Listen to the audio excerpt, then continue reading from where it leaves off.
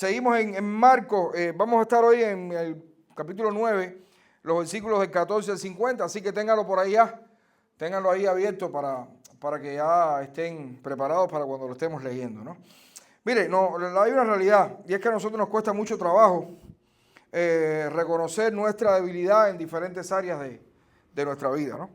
A veces nos pasa a los hombres una cosa, que en el intento de demostrar, ¿no?, la hombría, el liderazgo y todas estas cosas, nos metemos a hacer de todo en la casa o en el trabajo.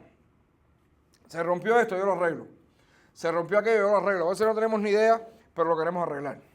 Porque el hombre está en la casa para arreglar las cosas, ¿no es verdad, Niso? Entonces, tú la rompes. Pero bueno, casi siempre la rompen las mujeres, lo arreglan los hombres. Pero bueno, no. Nada, la realidad es que casi siempre intentamos demostrar estas cosas y al final casi siempre sale mal. Porque si usted no sabe una cosa, lo más lógico es que no se meta y que busque qué o a quién, a que sabe. Nos cuesta entender a veces que hay otras personas que están realmente calificadas para determinadas tareas en las que nosotros tenemos debilidad. Porque no todos son fuertes o no todos somos fuertes en todas las cosas. Tratamos de arreglar cualquier avería en la casa, pero nunca se nos ocurriría sacarle una muela con dolor a uno de nuestros hijos con una pinza de electricidad. ¿Por qué? A cualquiera se le ocurre hasta cambiar un tomacorriente. Pero a ninguno se le va a ocurrir sacarle una muela a un muchacho en la casa. Yo tengo una pinza y abre la boca. ¿Por qué razón? Porque nunca se te ocurriría eso. Porque en ese momento nosotros logramos reconocer que no hay nadie como un dentista, ¿no es verdad? Para eso. Y a la misma vez reconocemos que nosotros no lo podemos hacer. Si a las 3 de la mañana entra un muchacho al cuarto de tu casa con un dolor, ¿qué tú haces? Corre para emergencia de children. Es la realidad. No te pongas a estar tratando de inventar porque tú eres débil en eso. Tú no sabes qué vas a hacer. Y reconoce entonces que hay médicos que tienen esa fortaleza, que conocen porque estudiaron o por lo que sea. Marcos quiere mostrarnos en este pasaje hoy que Jesús también vino para que todos nosotros reconozcamos su grandeza en todo y entendamos a la vez nuestra debilidad ante Él. Es una de las enseñanzas que Marcos nos quiere mostrar en este pasaje. Que Él vino para que nosotros reconozcamos su grandeza y nuestra debilidad ante Él. Jesús vino, y yo creo que esta es la idea fundamental, el argumento de este pasaje. Jesús vino para que exaltemos su grandeza y entendamos nuestra debilidad. Jesús vino para que exaltemos su grandeza y entendamos nuestra debilidad. Vamos a leer. Marcos 9, de 14 al 50. Dice la palabra del Señor. Marcos 9, de 14 al 50. Cuando llegó a donde estaban los discípulos, vio una gran multitud alrededor de ellos y escribas que disputaban con ellos. Y enseguida toda la gente, viéndole, se asombró y corriendo a él le saludaron.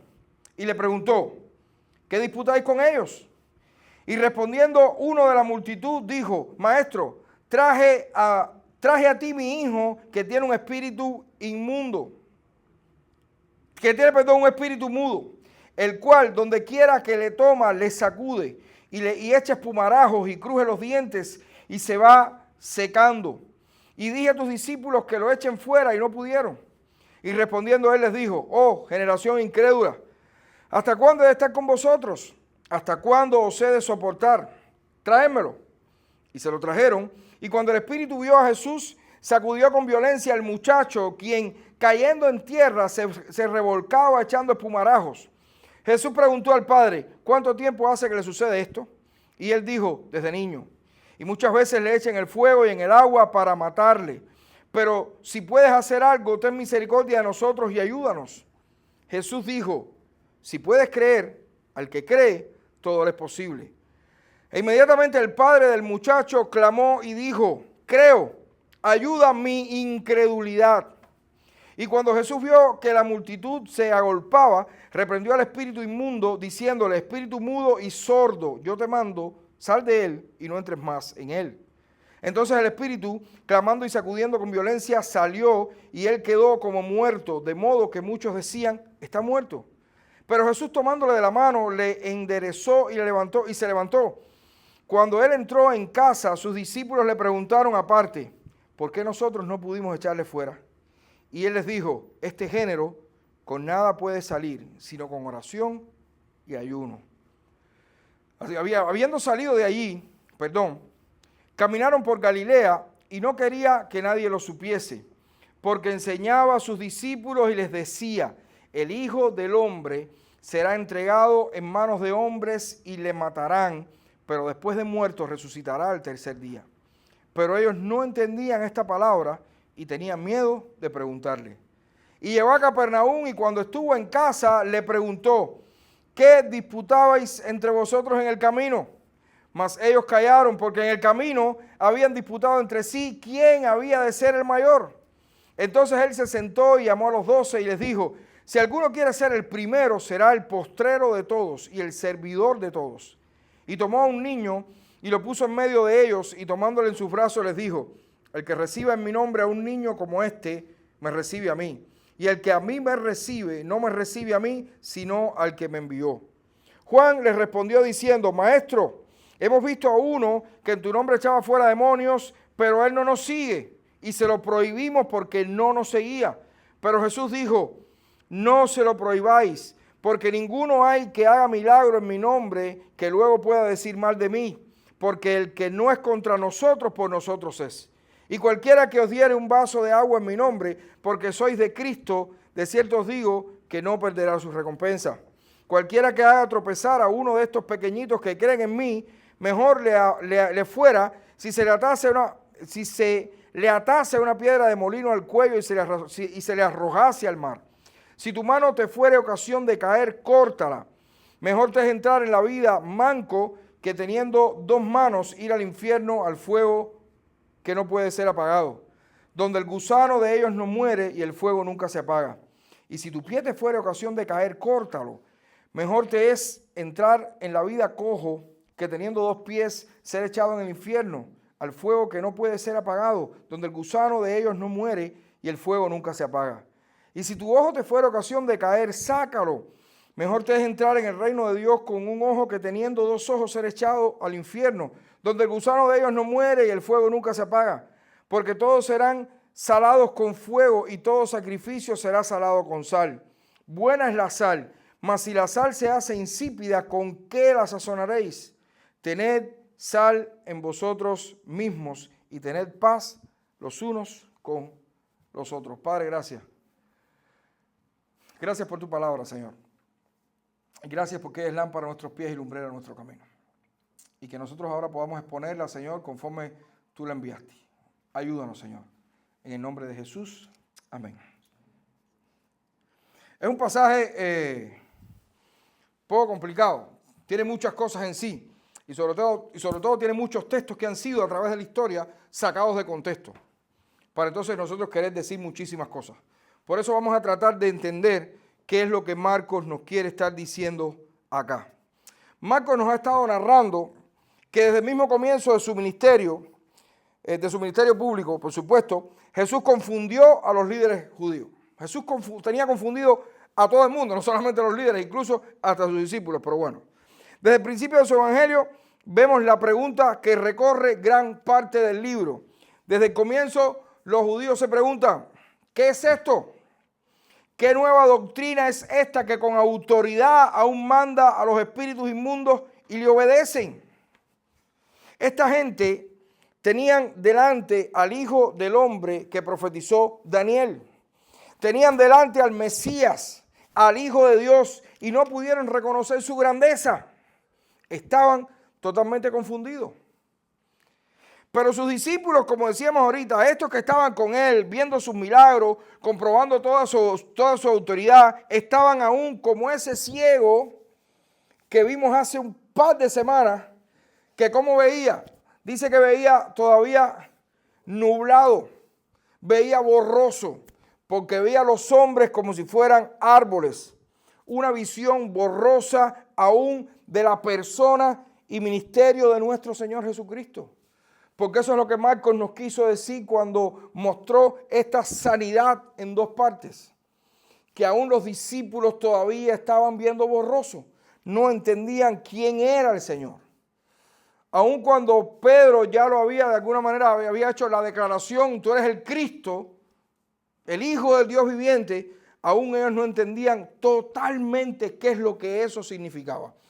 Y aún menos qué es lo que ese Cristo, el Hijo de Dios, el Hijo del hombre del profeta Daniel, había venido a hacer. Por eso no comprendían totalmente la enseñanza de Jesús acerca de la resurrección y su regreso. Por eso discutían entre sí qué sería aquello de resucitar de los muertos. ¿Se acuerdan la semana pasada? Cómo los discípulos todavía se estaban preguntando qué cosa será eso de resucitar de los muertos. No entendemos qué significa eso. Amados, el corazón de este pasaje está en los versículos 31 y 32. Aunque se habla de muchísimas cosas alrededor, los versículos 31 y 32 son el corazón de este pasaje que dice: porque enseñaba a sus discípulos y les decía, el Hijo del Hombre será entregado en manos de hombres y lo matarán. Pero después de muerto, resucitará al tercer día. Pero ellos no entendían esta palabra y tenían miedo de preguntarle. ¿Y saben por qué este es el corazón de este pasaje? Porque la grandeza de Jesús se ve precisamente, como vamos a estar viendo ahorita, en su resurrección.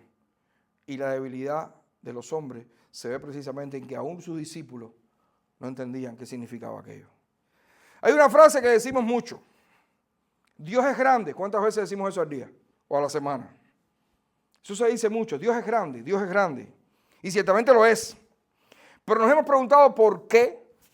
Nos hemos preguntado por qué Dios es grande. Obvio que Dios es grande por muchas cosas, pero no creo que haya habido momento más sublime para demostrarnos toda su grandeza que precisamente la resurrección de Cristo de los muertos. Ese fue el momento exacto en el que nuestro Señor derrotó al último enemigo, que es la muerte. Ya desde el pasaje anterior, Marcos nos mostró que en algún punto de la historia Jesús sería glorificado. ¿Recuerdan que vimos la semana pasada? Que Jesús se transformó, se transfiguró, prefigurando que un día esa transfiguración sería por toda la eternidad.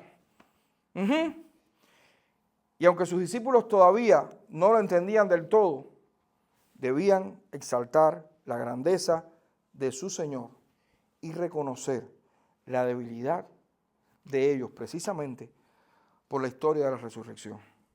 Para nosotros es también la misma enseñanza. Para nosotros hoy también es la misma enseñanza, que Jesús vino para que exaltemos su grandeza y entendamos nuestra debilidad ante Él. ¿Pero por qué? ¿Por qué debemos exaltar su grandeza según nos cuenta este pasaje?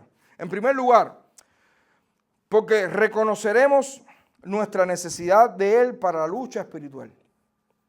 Cuando exaltamos la grandeza de Cristo, estamos reconociendo nuestra necesidad de Él para la lucha espiritual.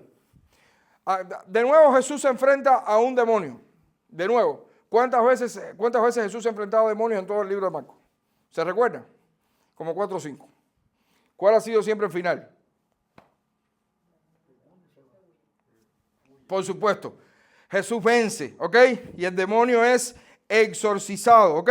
Todos los que hemos venido leyendo Marcos, entendiendo Marcos, nos damos cuenta de eso. Si hasta ahora el Señor siempre los ha derrotado, pues este enfrentamiento seguro no iba a ser diferente, ¿ok? Y en efecto, no fue diferente. El demonio es derrotado, expulsado, y el muchacho queda libre del azote que tenía desde niño. Entonces, ¿qué es lo nuevo que Marcos nos quiere enseñar aquí? Porque esto es algo recurrente en Marcos. Entonces, ¿qué Marcos me quiere enseñar a mí aquí de nuevo? Marcos no solo nos quiere mostrar la autoridad de Jesús sobre los demonios, ahora quiere que nosotros entendamos que también podemos ser afectados con esa autoridad. Marcos quiere mostrarnos que el tiempo de Jesús al lado de sus discípulos estaba terminando ya. Ya dentro de poco Jesús iba a ir a la cruz, ¿ok? Ya se lo estaba diciendo de una manera clara y era necesario que acabaran de entender no solo quién era Jesús, sino también lo que Él había venido a hacer. Y una de las cosas que vino a hacer fue mostrar que solo a través de la fe y en plena comunión con Él es que se pueden librar batallas espirituales contra el enemigo de Dios. Y yo creo que esto es lo nuevo que Jesús nos viene a enseñar ahora. No solamente que Él tiene autoridad sobre los demonios, sino mostrarnos que solamente a través de la fe y en plena comunión con Él es que nosotros vamos a poder librar batallas fuertes contra el enemigo de Dios. Y sí, hermano, solo la grandeza de Cristo es la que puede con esto. Solo la grandeza de Cristo es la que puede con el enemigo de Dios. Y en este pasaje queda claro. En medio de esta historia Jesús nos deja 3 declaraciones que resumen toda la enseñanza de esta porción del pasaje. La primera frase o declaración de Jesús es la siguiente. ¿Qué le dice Jesús a sus discípulos? Recuerden que el Padre viene y les dice, mira, yo te traigo a mi hijo, lo traje para que los discípulos tuyos le resolvieran el problema y no pudieron. ¿Y qué es lo que dice Jesús? Generación incrédula, ¿hasta cuándo debo estar con ustedes? ¿Hasta cuándo los debo soportar? Es una fuerte declaración, pero es que Jesús no podía decir menos. Sobre todo cuando se está refiriendo a los hombres que lo habían estado acompañando y habían visto todas sus maravillas. Mira, pudiéramos pensar que esta declaración había sido por el simple hecho de no tener fe para expulsar un demonio. ¿Ok? Que quizás Jesús le dijo eso a sus discípulos, pues ustedes no tuvieron fe para expulsar el demonio, pero nada más lejos de la realidad. Jesús estaba reprendiendo la incredulidad en su persona y en su obra. Cuando Jesús le dice a sus discípulos, generación incrédula, no es porque no tenían fe para expulsar un demonio. No, sino porque ustedes aún no saben quién soy yo y no saben para qué yo he venido. Es la incredulidad de la victoria de Jesús sobre la muerte. Porque en definitiva, si alguien podía vencer la muerte, ¿qué otra cosa no podía hacer? Y es lo que Jesús les ha estado diciendo. Marcos quiere llevarnos a reflexionar acerca de nuestra fe, sobre todo cuando está relacionada con nuestras luchas espirituales. Y más vale que entendamos que nuestra lucha no es contra sangre y carne. Más vale que entendamos esto. Vamos a tener luchas, tenemos luchas todos los días. Pero nuestra lucha no es contra la compañera de trabajo que me quiere hacer daño, que no me soporta. Nuestra lucha no es contra el vecino que me está tirando gallinas muertas para el patio o que me está echando para adelante a los inspectores porque yo hice una cosita. Nuestra lucha realmente, la lucha de nosotros los creyentes, es contra las huestes espirituales de maldad, que son las que dirigen y controlan a los suyos, que son los que están tratando de hacernos daño. Por eso nuestra lucha no es contra sangre y carne. Por eso cuando mires a tu compañera de trabajo que te está haciendo daño, no la mires con cara de insoportable y bruja, estoy loca que te muera o loco que te muera. Míralo como una pobre infeliz que está siendo dominada por el enemigo de Dios para hacerte daño a ti, que eres su hija. Hija o hijo de Dios, perdón. Como estoy hablando de compañeros de trabajo, ya estoy viendo mujeres que están juntas, por eso le puede pasar a cualquiera, a hombres y a todos, ¿ok? Por eso tenemos que tener claro, muy claro, que nuestra lucha es contra sangre, huestes espirituales de maldad. Más vale que entendamos que el enemigo de Dios quiere destruirte, quiere confundirte. El enemigo de Dios quiere que dudes. El enemigo de Dios quiere que falles, quiere que contiendas. El enemigo de Dios quiere burlarse de ti a toda costa. Y es ahí, precisamente ahí, en ese momento, cuando tenemos que acordarnos que Jesús resucitó de los muertos. Es ahí cuando tenemos que traer cuando tenemos que traer la obra de Cristo en la cruz del Calvario y después de ella. Es ahí precisamente. Porque en ese momento fue cuando Jesús derrotó públicamente a todos sus enemigos y venció sobre ellos. Es ahí cuando Jesús venció la muerte. Es ahí cuando Jesús venció a todos sus enemigos. Recuerden que el último enemigo que Jesús derrotó fue la muerte en la resurrección. Amados, esa es la mayor de las victorias. De ahí hacia abajo, todo es posible. Cuando Jesús resucitó, venció la muerte, de ahí hacia abajo todo es posible. ¿Qué es imposible para alguien que ha vencido la muerte? ¿Cuál es el dicho de todos los inconversos? Lo único que no tiene solución, ¿qué cosa es? ¿Verdad o mentira? Eso lo escuchamos a diario. Porque hasta los inconversos entienden que lo más fuerte, que lo que todavía el ser humano no ha podido derrotar, que todavía la ciencia no ha podido resolver ese problema es la muerte. Los científicos y los médicos luchan para que no te mueras antes de tiempo y ahí te tienen y te salvan, pero al final te vas al parque. Más tarde o más temprano. Y Jesús venció la muerte con su resurrección. Por tanto, de ahí hacia abajo, todo es posible. Todo es posible. Y esa es precisamente la segunda declaración de Jesús. En este caso, al padre del muchacho que estaba endemoniado, Jesús le dijo, si puedes creer, al que cree, todo le es posible. Al que cree, todo le es posible. Y esta es una de las frases que se saca de contexto a través de los años. Se ha usado para enseñar que a través de la superfe nosotros podemos llegar a hacer ¿qué cosa? Lo que sea. Arriba. ¿Tiene fe? Dale. Porque la Biblia dice que al que cree todo le es posible. Pero yo nunca he visto a nadie que corra más que un Usain Bolt, por mucha fe que tenga. Ni conozco a nadie que por mucha fe que tenga pueda levantar 500 kilogramos hacia arriba. Porque aquí, precisamente lo que Jesús está diciendo, si tienes fe, puedes incluso hasta resucitar de los muertos. Porque el que cree en mí puede vivir eternamente. Es decir, derrotar también la muerte. Porque esta expresión del Señor lo que está haciendo es realzando su grandeza. ¿En qué o en quién tenía que creer este hombre? ¿Cuál fue su respuesta? Sin duda este hombre, al igual que todos los discípulos y todos nosotros, tenemos que creer en Jesús y en nadie más que Jesús. Por eso su respuesta fue, creo, pero después ¿qué le dijo? Por favor, si pueden leer, después que el hombre dijo creo, ¿qué dijo? Ajá, por favor, pueden leer un momentico. El primero lo encuentre que lo lea. Ayuda a mi incredulidad. ¿Cómo es posible que digas primero creo y después que digas ayuda a mi incredulidad? Por fin, le archivo los 5 pesos. Creo, ayuda a mi incredulidad. Amados hermanos, es que Jesús es el autor de la fe.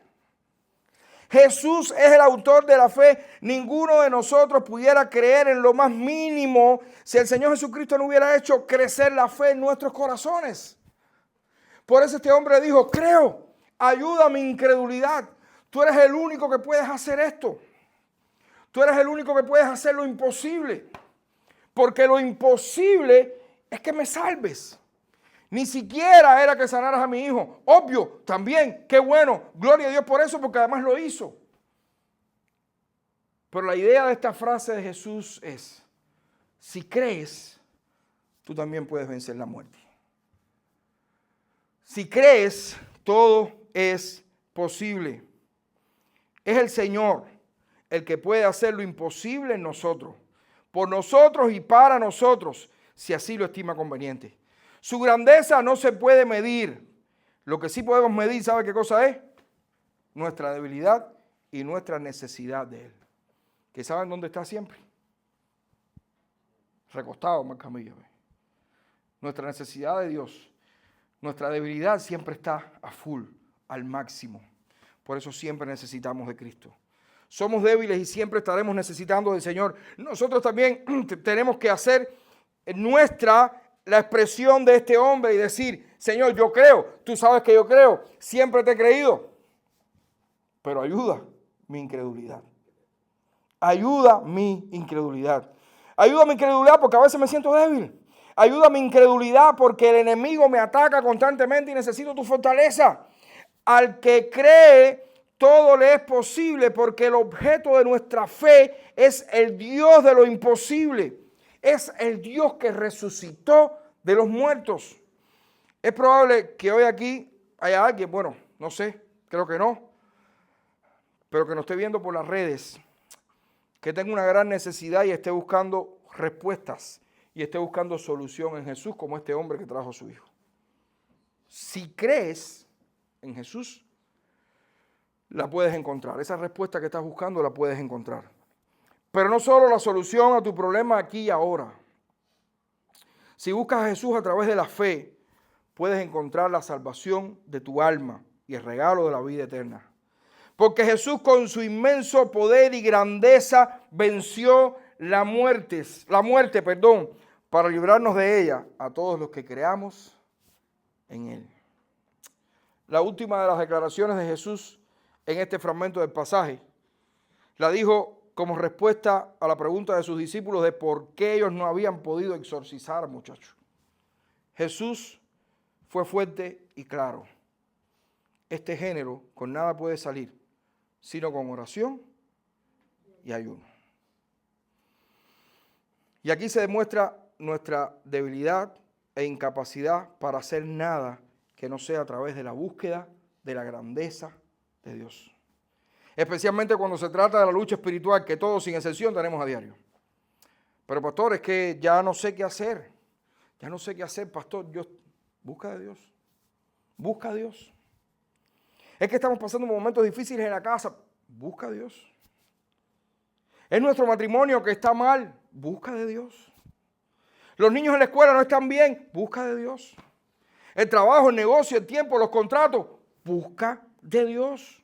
Busca de Dios. Ora. Pasa tiempo de rodillas. Retírate habitualmente y deja todo para depositar todas tus cargas sobre el Señor. Hazlo. Pasa tiempo alejado de toda distracción posible. Agradécele al Señor. Pídele por fortaleza en medio de tu debilidad. Abandónate a su grandeza. Haz lo que entiendas, pero hazlo.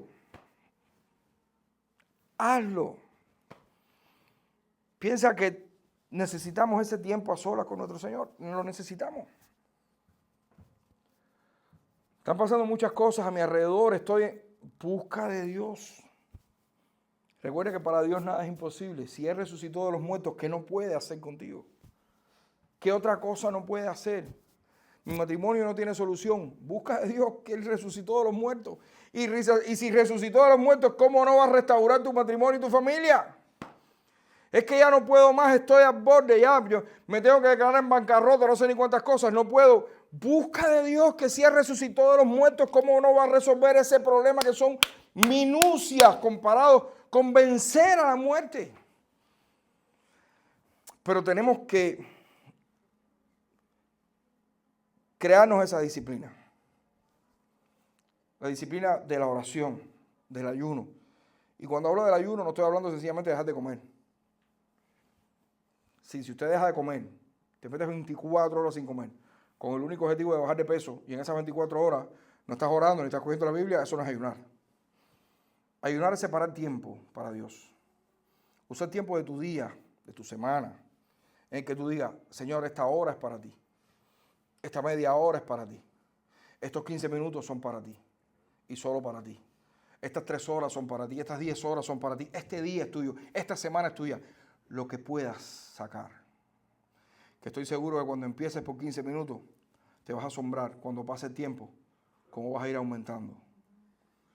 Por necesidad, por anhelo, por deseo. Pero hazlo. Comienza a hacerlo. Es fundamental en tu vida. Y cuando te digo que son 15 minutos, no es 15 minutos que estén interrumpiendo, no, 15 minutos en los que tú digas, estos 15 minutos son para el Señor. Para yo derramar mi alma delante del Señor. Para agradecerle, para pedirle, para conversar con Él y solamente con Él. Recuerde que nosotros somos débiles, solo Él es grande. Necesitamos de su grandeza para la lucha espiritual que libramos a diario.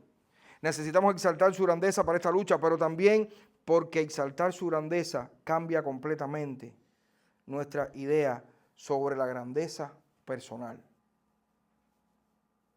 Cuando exaltamos su grandeza, nos damos cuenta que nosotros no somos grandes. De nuevo, increíble las cosas que uno pudiera tener en mente cuando no es primordial exaltar la grandeza de Cristo.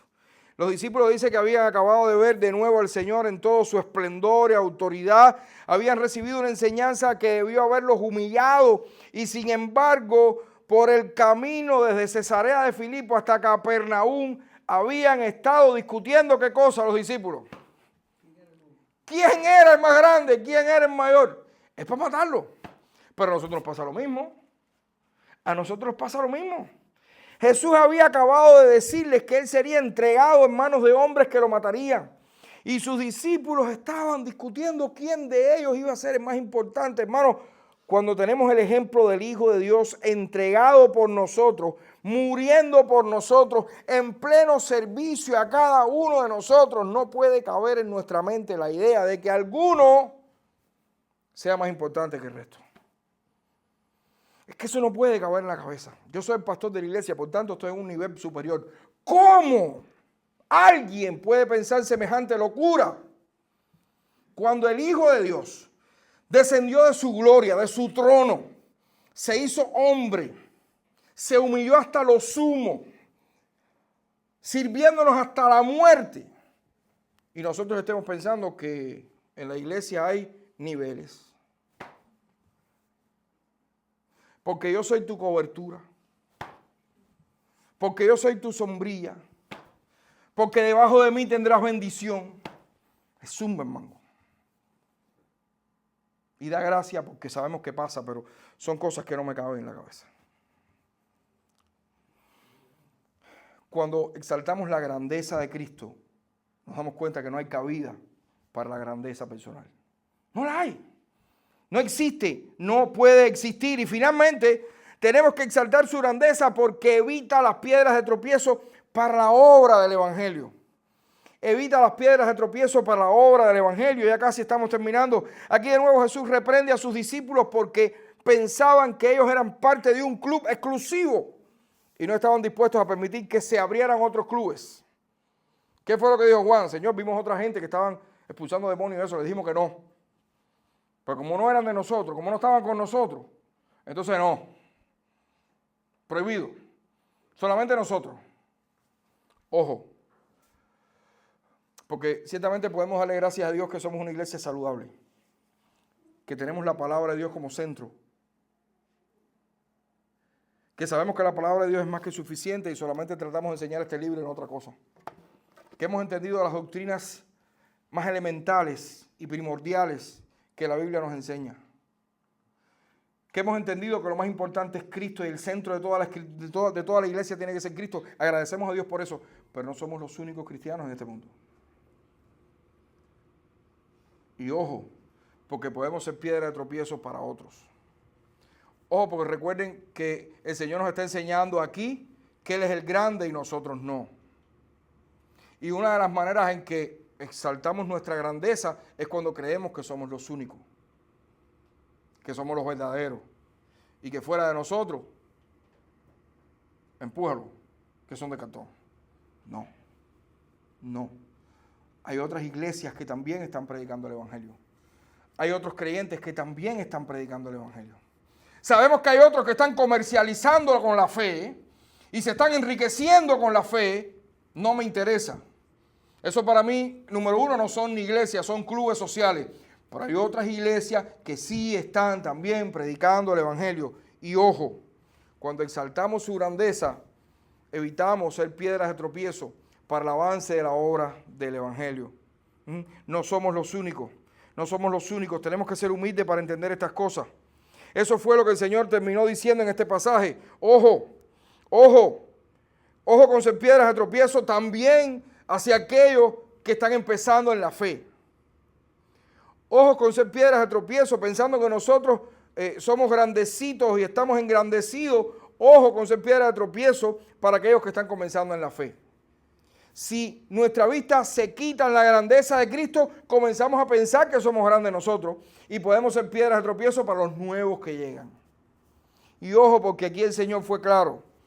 Si eres piedra de tropiezo para uno de estos pequeñitos, unos que están llegando a la fe, unos que están comenzando en la fe, unos que están creciendo, esos nuevos que están sentados aquí, esos que usted ve nuevos, esos que están emocionados, que quieren aprender y todas estas cosas, ojo con ser piedra de tropiezo para ellos, pensando que tú eres el grande y estás por encima, porque tienes 20, 25, 30 años de creyente. Ojo, porque una de las advertencias más grandes de todo el Nuevo Testamento está aquí escrita. El Señor dijo, el que sea piedra de tropiezo para uno de los nuevos que llegan a la fe, mejor es que se enganche una piedra de molino. ¿Sabe lo que era una piedra de molino? Todos saben que es una piedra de molino. Una piedra para moler el trigo. ¿Ok? Pero que en la gran mayoría era muy grande. Era un molino que tenía dos piedras que una corría sobre la otra. Pero para mover la piedra arriba tenían que usar a veces un animal. Para que ese animal fuera dando vueltas y así la piedra fuera caminando. ¿Ustedes saben el tamaño que tiene esa piedra? El que se engancha una piedrecita de esa en el pescuezo y la piedra sea tirada al mar, ¿para dónde te vas tú también?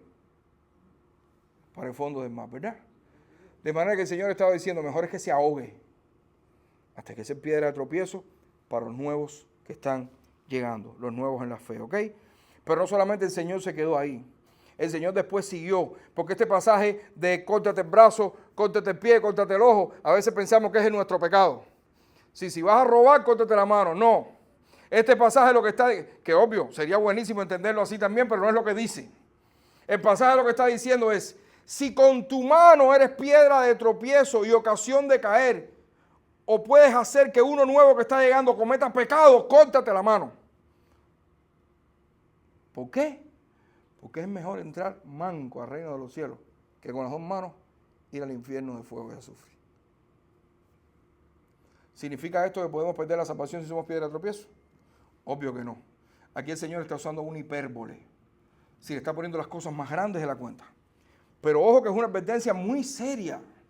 Fíjense hasta dónde el Señor lo está comparando. Hasta dónde el Señor lo está comparando. Porque es improbable, imposible que tú seas piedra de tropiezo o hagas caer o tropezar a uno nuevo que llega y tú seas un hijo suyo. Eso no es concebible. No puede ser.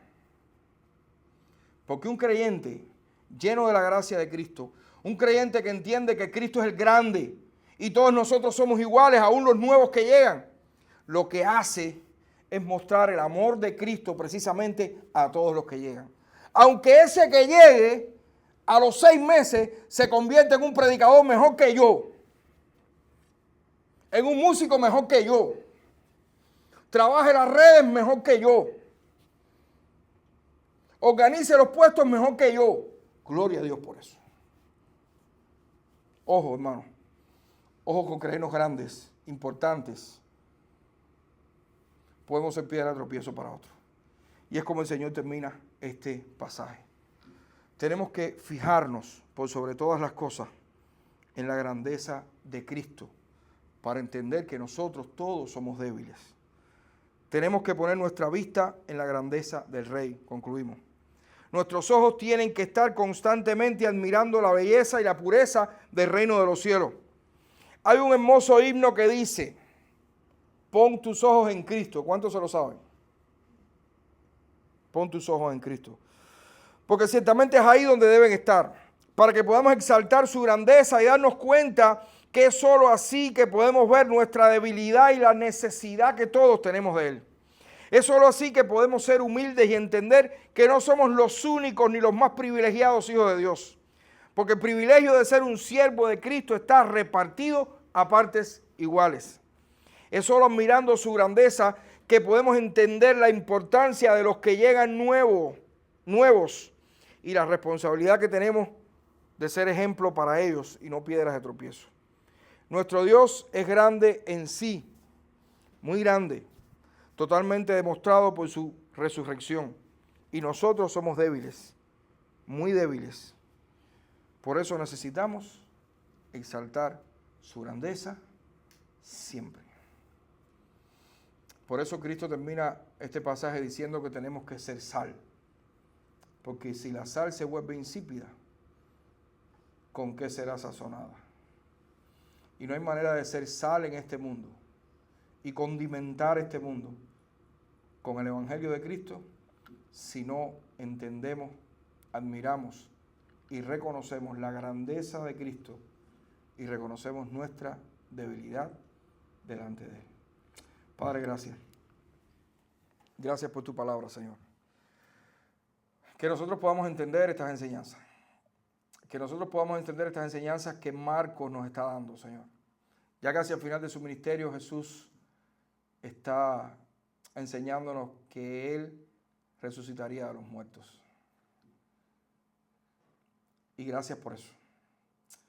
Gracias porque es la mayor grandeza, Señor. Tu mayor victoria. Nosotros tenemos que reconocer esto y reconocer nuestra debilidad. Ayúdanos, Señor. En el nombre de Jesús. Amén.